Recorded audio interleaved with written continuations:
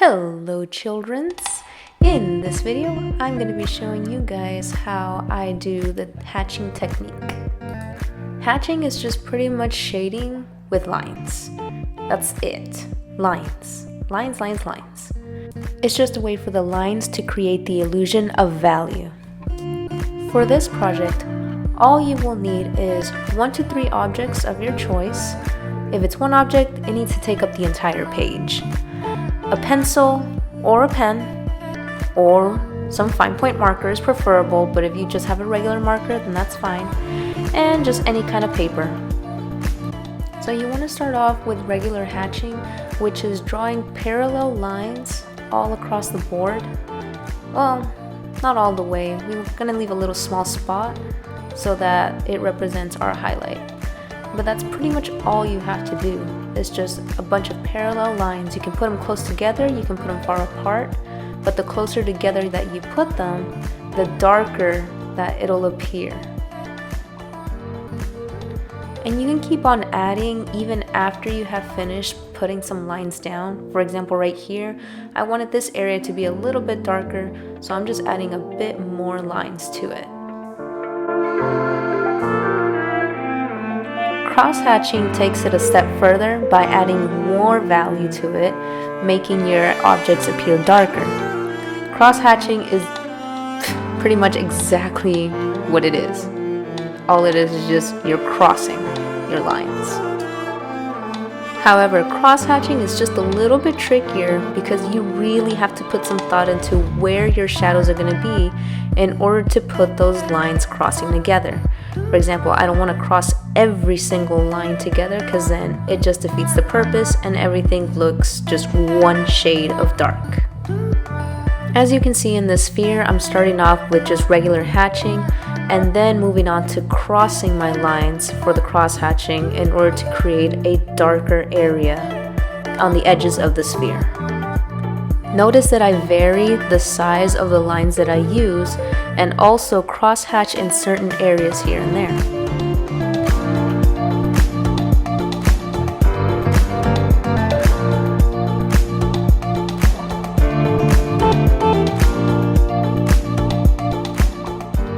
Now to take it one step further than just regular cross-hatching is pretty much doing the same thing but in various directions, meaning you just won't be crossing in just simple X's, you'll be crossing up, down, diagonal right, diagonal left, and it's going to create even darker values. So if you have really dark shadows, this is the technique you want to use.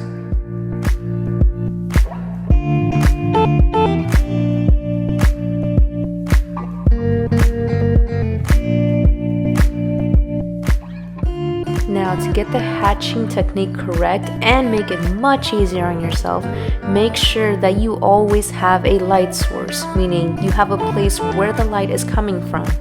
That way, anything opposite from the light source is where you're going to be adding the hatching, the cross-hatching, all that fun stuff in order to add the shadows to it. And guys, do a couple of practices because this is a little bit tough, especially for first timers. It takes some time to get the hang of. I know it took me a while. So yeah, practice.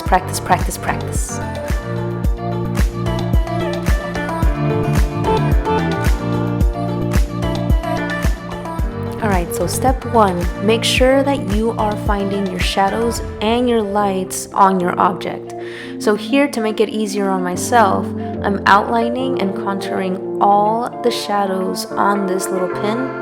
That way I know exactly where to start hatching rather than just randomly trying to figure out where to put the lines. I go as far as even outlining the shadow that the pin makes. Also, I point out where the light source is so that I know where to put it on my picture.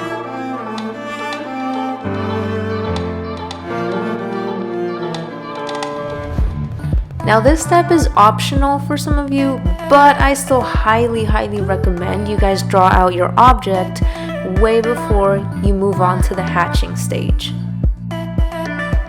it'll just keep your objects looking proportional and not so weird and funky.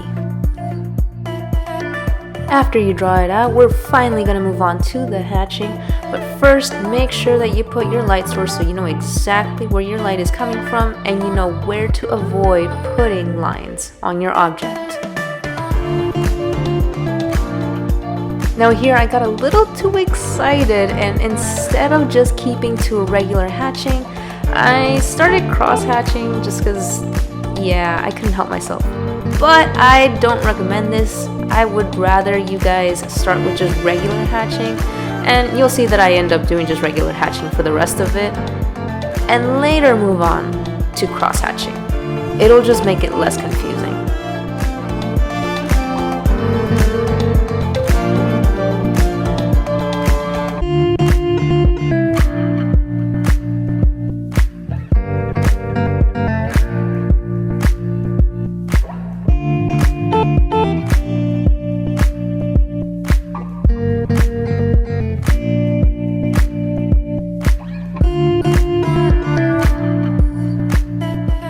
Take note, the smaller the details on your object, the smaller your hatch lines are going to be. But they're still going to go in the same direction.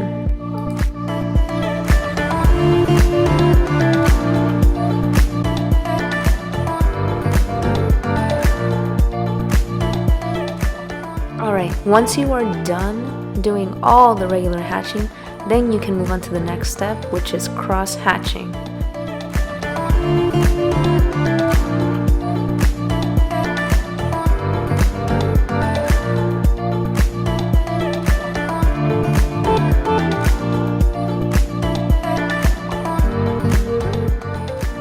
Now remember, pay close attention to the shadows on your object because that's where you're going to put all the cross hatching on.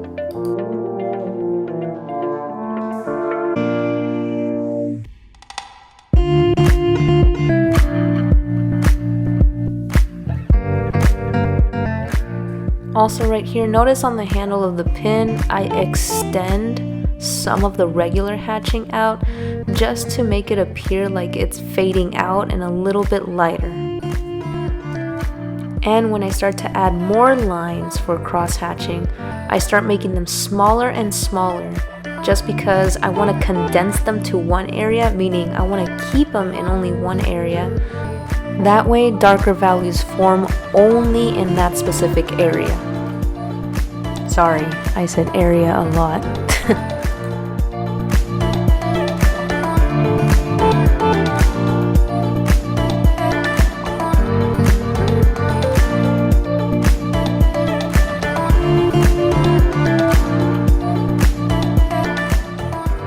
Also, try to keep your hatching as uniformed as possible, meaning when I continue to add more, you don't see me go a different direction.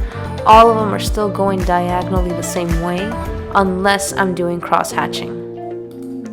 Then, obviously, they go the opposite way. And also, please refrain from outlining. It's okay if it's a little bit bumpy on the sides.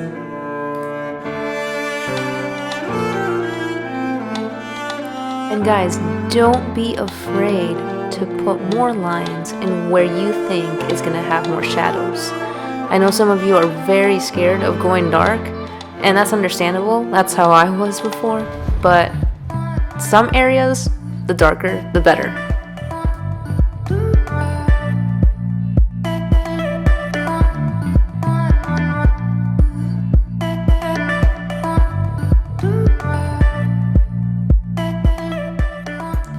Don't forget to add the shadows on the background too.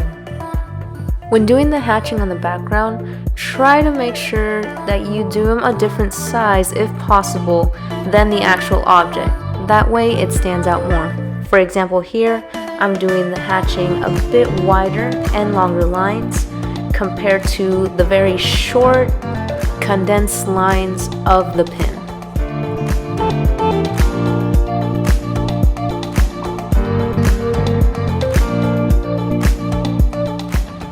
Also here, if you're not sure where exactly to put the shadow, you can always draw the outline of the shadow first very, very lightly with pencil.